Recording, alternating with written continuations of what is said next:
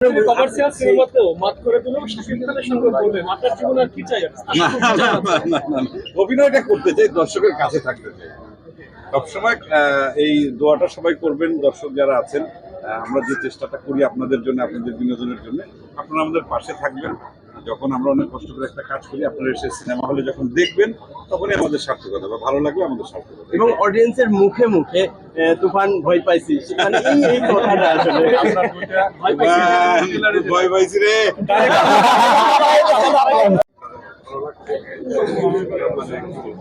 উন্মাদনা, উৎসাহ সবকিছু প্রকাশ পাচ্ছে তাদের লেখা বা লেখার অভিজ্ঞতা। দাদা ইভেন